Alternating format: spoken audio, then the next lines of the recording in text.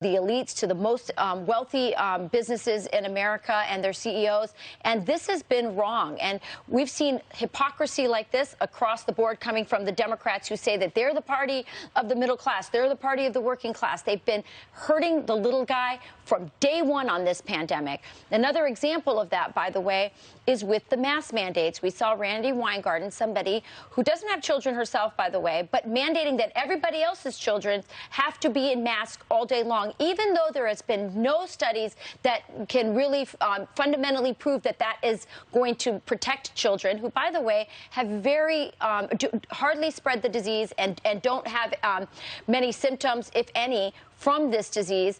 Here she is in Puerto Rico. Dangerous. Yes, she's in Puerto Rico, Dangerous. Not wearing a mask. She got caught without the mask. It's like an assassin. Yeah, absolutely. She's going to kill people. I mean, it's an indoor conference. It is a large gathering of people. It's all the things you're supposed to be, warned about, right? You're making the jokes, Pete, because that's what it's been said. And by the way, just to clarify, Randi Weingarten, head of the largest nation. Teachers union. Yeah, I'm sorry, I should have said that. And she's in Puerto Rico, where they have a mandate that you have to be in a mask whether you're vaccinated or not. She apparently is vaccinated, but she decided not to wear a mask. And it is the teachers unions, to belabor the point intentionally, who have been collaborating with the government to ensure our schools were shut down, to ensure that eventually vaccines will be mandated, to ensure that masks are worn for all. Yeah. I mean, that has been their policy. Protect the teachers. We must protect the teachers. Ban the smiles from children. Ban the laughter. They can't even hear each other. Which, by the way, Pete, just not to interrupt, but when she was asked why she didn't wear the mask, she said, well, people had trouble hearing. Yeah. Here's the tweet of what she wrote in response to the criticism.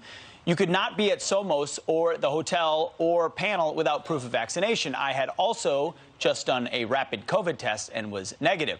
Frankly, agreeing with the critic who pointed this out, I think you're right. If kids are wearing masks in schools to protect themselves and others, educators must wear masks inside as well.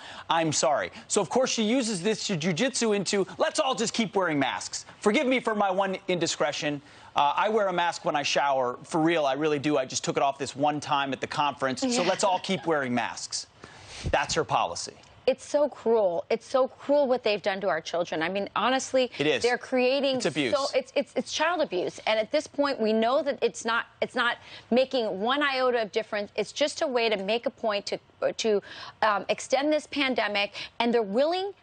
The president of the teachers union and everybody else who's part of that union are willing to use our children to make political points. They're willing to ruin their childhoods. They're willing to put them in masks to run cross country or play basketball. They're doing all of these things. And by the way, all the money we have that we've spent on COVID, where are the studies on the psychological effects of keeping this fear going in our children and making them wear masks? It just makes me want to explode. Let kids be kids. I agree. Right. Let them ride their bikes without helmets, too. Yeah. It's really dangerous. While you're at it. While you're at it. And by the way, while I'm at it, you guys were sort of balking at the point that I make my 2-year-old go get the New York Post. I'm all fired up about this one. I love it. I can't get the New York Post at my house. I'm a subscriber for many years. For the last 3 months, it has not been arriving. Why? So I don't know. I've called customer service multiple times. We suspect it's no. I don't think it's a neighbor. I think it's a staffing issue. Every business is having this problem. They can't find people willing to work because our government's paying people to stay home. Free the New York Post. I've been trying to get it at my house. I can't. Well, if